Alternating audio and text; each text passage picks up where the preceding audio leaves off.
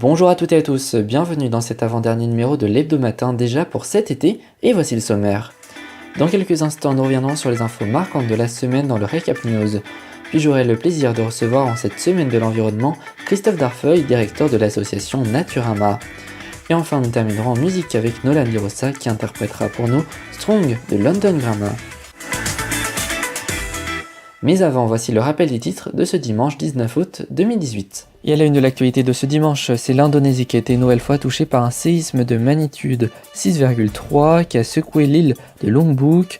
Il intervient quelques semaines après le dernier qui avait fait plus de 300 morts. Suite au drame de Mardis à Gênes où un pont s'est effondré, le gestionnaire du pont a annoncé la création d'un fonds d'indemnisation pour les victimes et la ville, ainsi que pour reconstruire un pont prochainement. Au lendemain de la mort de Kofi Annan, les dirigeants rendent hommage à l'ancien secrétaire général de l'ONU et prix Nobel de la paix, comme par exemple Emmanuel Macron ce matin sur Twitter. Les députés de la République en marche veulent aller plus loin dans la loi qui ouvre les magasins le dimanche. Ils l'ont déclaré ce matin dans le JDD10.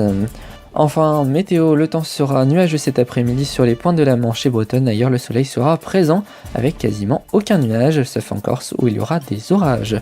Il fera de 20 à 32 degrés. Voilà pour l'actualité de ce dimanche. Et à présent, revenons sur les infos marquantes de la semaine dans le Récap News. Et on commence avec cette tragédie survenue à Gênes en Italie où un viaduc s'est effondré mardi midi causant la mort de 43 personnes, dont 40 identifiées à l'heure actuelle et 4 français. Le pont s'est effondré sur une zone industrielle et près d'habitations. Les pompiers secouristes relaient depuis le début de la semaine afin de retrouver toutes les victimes de cet accident. Ils ont pu sauver plusieurs rescapés. Et hier samedi se sont déroulées les funérailles nationales où les victimes et pompiers ont longuement été applaudis. Plusieurs familles de victimes ont boycotté ces funérailles car elles accusent le gouvernement d'avoir négligé l'entretien des ponts italiens. À l'heure actuelle, les circonstances de ce drame restent encore inconnues. Une enquête a été ouverte. En attendant, le gestionnaire de l'autoroute annonce créer des fonds d'indemnisation à hauteur de 500 millions d'euros pour venir en aide à la ville et ses habitants et reconstruire un pont prochainement.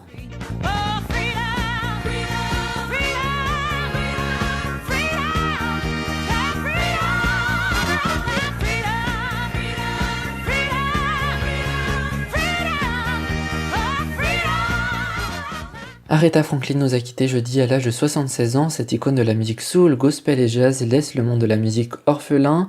Elle a vendu 75 millions de disques et reste aujourd'hui l'artiste féminine ayant vendu le plus de disques vinyles dans l'histoire de l'industrie de la musique, connue notamment pour ses titres comme Respect, Shape of Fool ou encore I Never Loved Men.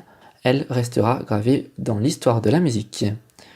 Et hier matin, c'est le décès de Kofi Annan, l'ancien secrétaire général de l'ONU et le prix Nobel de la paix, que nous avons appris. Diplomate de renommée, il avait insufflé une nouvelle vie à l'ONU. Mardi matin, Londres était une nouvelle fois la cible d'une attaque. En effet, un homme en voiture a foncé sur des cyclistes puis des policiers avant d'être arrêté par une grille de protection devant le Parlement, faisant 3 blessés, dont la vie n'est plus en danger. Hier, le suspect était inculpé pour 2 tentatives d'assassinat. Cette attaque à la voiture bélier rappelle évidemment celle survenue sur le sol anglais l'an dernier, mais également l'horrible attaque de Nice sur la balade des Anglais le 14 juillet 2016 et 2 ans après, un feu d'artifice a été tiré pour la première fois depuis la tragédie le 15 août. Évidemment, toutes les personnes présentes pensaient aux victimes, blessées et familles touchées par cet horrible attentat. Retour en France, où jeudi un chauffeur de camion a heurté un car d'une colonie de vacances sur l'A4. Le choc très violent a fait 9 blessés, dont 7 enfants, dont la vie n'est plus en danger. Le chauffeur de camion a été mis en examen pour blessure involontaire et placé sous contrôle judiciaire. Selon les premières investigations, il a utilisé son téléphone portable quelques secondes avant de percuter le car qui transportait 28 enfants et 14 adultes.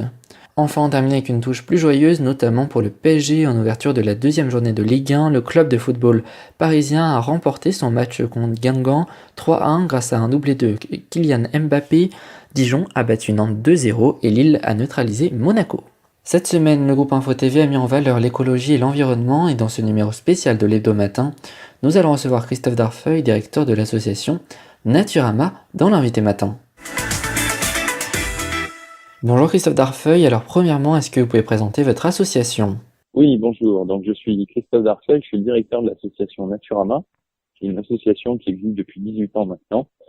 et qui est spécialisée au sens large en éducation à l'environnement. Pourquoi je dis au sens large? Parce qu'on fait plusieurs choses. Au départ, on était très spécialisé sur l'éducation à la nature, c'est toujours notre spécialité, mais aujourd'hui, on a diversifié avec des activités qui relèvent aussi bien de la compétence de bureau d'études, c'est-à-dire qu'on fait des diagnostics écologiques, mais aussi sur ce que j'appelle des services écologiques, c'est-à-dire des solutions pour essayer d'améliorer l'environnement et la nature au sein des villes et en zone périurbaine. Je prends pour exemple l'éco-pâturage ou l'installation de ruches pour mesurer les pollutions. Donc c'est nos deux principaux, comment dire, ce sont les deux principales activités aujourd'hui qui apportent vraiment des solutions en termes écologiques, puisque l'éco-pâturage, on est en train d'apporter la preuve qu'il y a une vraie amélioration en termes de biodiversité après le passage des moutons par rapport à une tonte mécanique classique.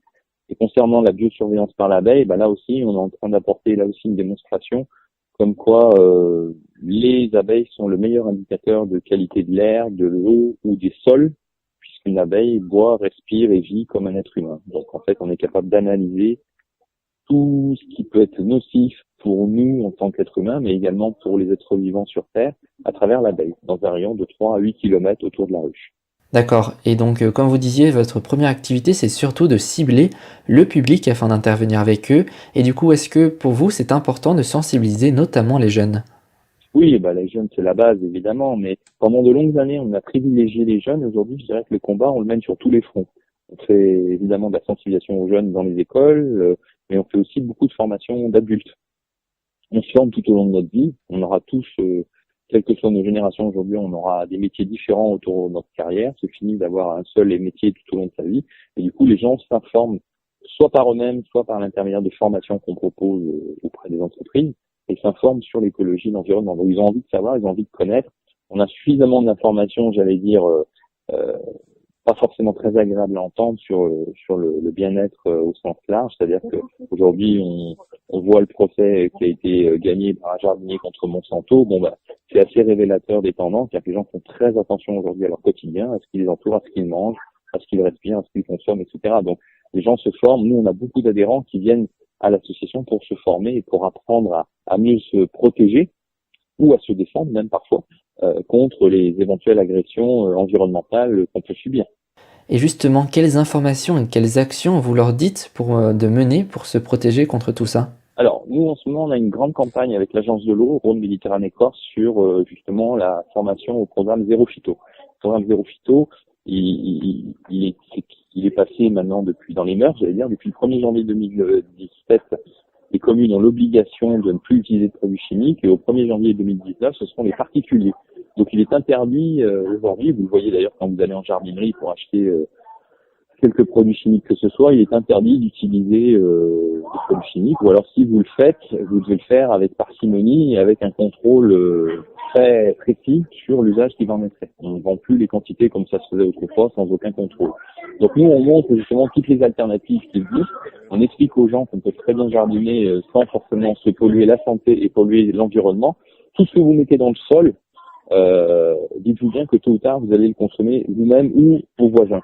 Donc ça tout transite par l'eau et du coup c'est un petit peu stupide d'aller introduire des éléments toxiques dans le sol, soi-disant pour traiter telle ou telle plante. Donc on essaie de trouver le plus possible. On a fait plusieurs compilations maintenant de ce que j'appelle des recettes de jardinier, voire des recettes de grand-mère, sur tout ce qui existe en la matière, pour pouvoir proposer des formations gratuites la plupart du temps sur ce jardinage écologique.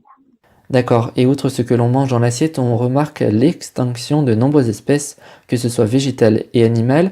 Quelles actions concrètes peut-on faire, nous, en tant que citoyens, pour faire diminuer cette tendance? Alors moi, je vais être malheureusement un peu défaitiste. Je dirais que le processus est enclenché. Il est très compliqué aujourd'hui de revenir en arrière. Ce processus, il est la conséquence de notre mode de consommation, de notre façon de vivre au-delà de ce que la planète peut absorber.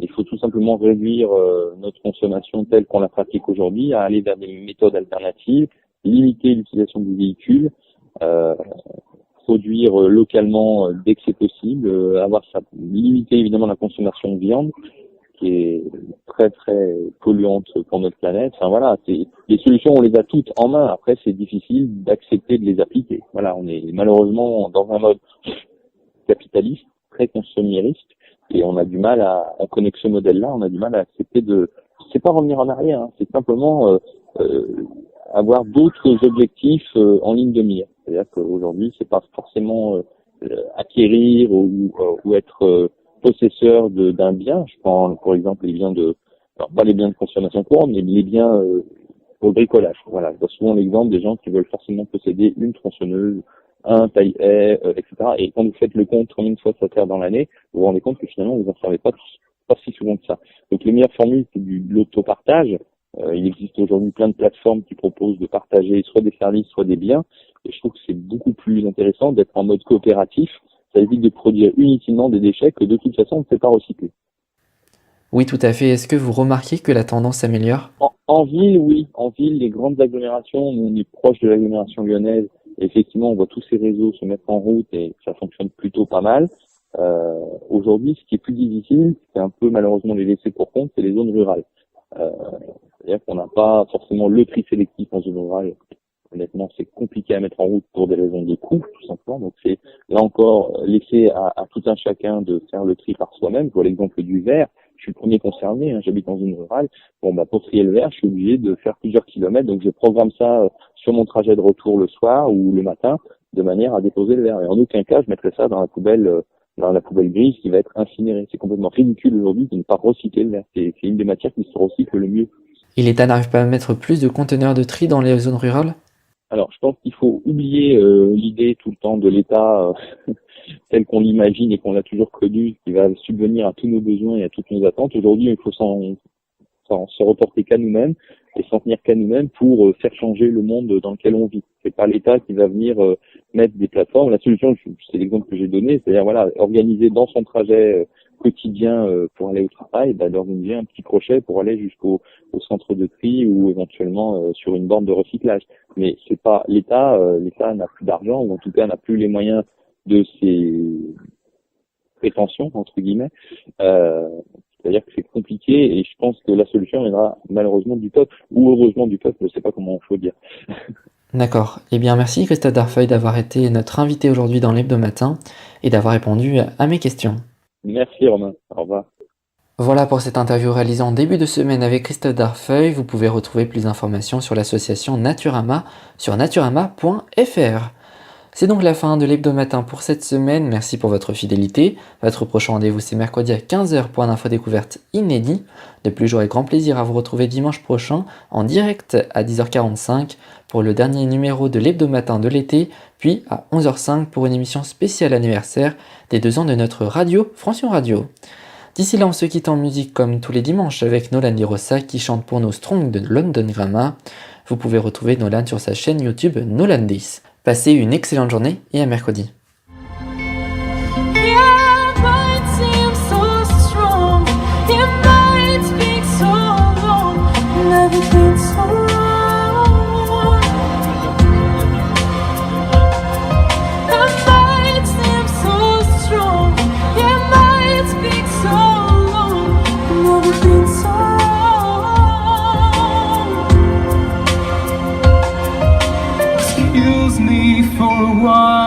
Turn a blind eye with a stare cold right in the middle.